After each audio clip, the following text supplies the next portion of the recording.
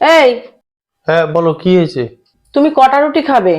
4টে খাবে নাকি আরো কম খাবে সেটা আমাকে বলো। 4টেই করো। 4টে করার পরে তখন আবার বলতে পারবে না কিন্তু আমি এতগুলো রুটি খাবো না, আমি 3টে খাবো। এরম বললে কিন্তু হবে না, কারণ এখন খুব ঠান্ডাও পড়েছে। তুমি বাইরে থেকে খেয়ে দেও আসো, গরম গরম খাবার খেতে চাও, ওই রকম করলে পরে হবে না। তুমি কটা খাবে সেটা আগে তুমি বলো, ঠিক করে বলো কটা খাবে। তাহলে 3টেই করো। 3টে খাবে? 3টে করার পরে তখন বলবে না আমি এই 3টে খাবো না, এই দুটোই খাবো। তুমি ওই বাড়ি থেকে মুরগির মাংসের কাবাব টাবাব কি সব খেয়ে আসবে তখন আমাকে বলবে না আমি এটা খাবো না, আমার পেটটা ভরা রয়েছে। দেখো তুমি চিন্তা করে দেখো কটা খাবে, কিন্তু পরে কিন্তু আমার সাথে ঝামেলা করতে পারো, কারণ রুটি করার সময় আমার কিন্তু খুব ভালো লাগে না, খুব খারাপ লাগে, নষ্ট করতেও ভালো লাগে না খাওয়ার জিনিস। তুমি দেখো কটা খাবে, চিন্তা ভাবনা করে আমাকে বলো, কিন্তু তুমি দেখো দেখো তাড়াতাড়ি দেখো, ভাবো, ভেবে টেবে আমাকে বলো সবকিছু। তাহলে দুটোই করো, তুমি যখন বলছো দুটোই করো, দুটোই খাবো খানে। দুটো খাবে? দুটো?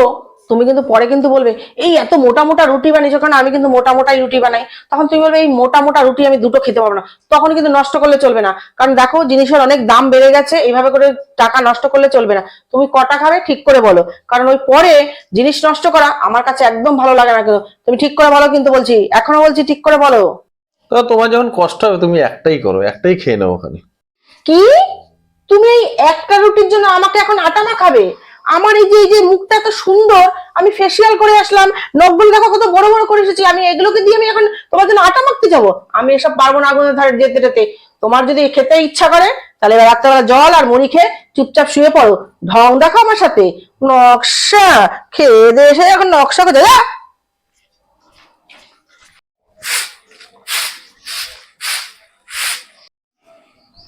বাবা, মাস হয়ে গেছে কাজের মাসিটার, মায়না দিতে হবে। কোথায় গেল কে জানে, কাজের মাসিটা চলে গেলে তখন আমার খুব অসুবিধা হয়ে যাবে। যাই দেখি কোথায় গেছে। এই ঘরেও নেই তো, রান্নাঘরে নেই তো, কোথায় গেল? তাহলে কোথায় গেল দেখি। ও, তুমি এইখানে? শোনো, কি? কাজের মাসির মাস হয়ে গেছে, টাকা দিতে হবে, নইলে কাজ টাজ ছেড়ে দেবে। টাকা দাও, টাকা দাও। ঠিক আছে। এই শোনো শোনো শোনো শোনো, আবার কি হলো? ভাবছি কি আমি একটা কাজের মাসি বিয়ে করি, তাহলে মাসে টাকা দিতে লাগবে না, তোমার ঘা হাত পা টিপে দেবে, তোমার তো সারা শরীর ব্যথা, বাড়ির সমস্ত কাজ করে দেবে, রান্না বান্না করে দেবে, তুমি ঠ্যাঙের উপর ঠ্যাং তুলে খাবা। ঠিক আছে? ও হ্যাঁ, আমিও তাহলে ভাবছিলাম, জানো তো, তুমি হ্যাঁ। বলাতে বুদ্ধিটা, ভালোই একটা বুদ্ধি পেয়ে গেলাম কিন্তু। কি বলো? এই কাজটা করলে কিন্তু বেশ ভালোই হয় কিন্তু। কি এই যে বলো? আমাদের এখান দিয়ে সবজি যায় না মদন দা, হ্যাঁ হ্যাঁ হ্যাঁ হ্যাঁ, আর ওই যে মাছ আলাটা যায় না শ্যামল দা, হ্যাঁ হ্যাঁ হ্যাঁ। আমি ভাবছি ওদের দুজনকেই বিয়ে করে নেব।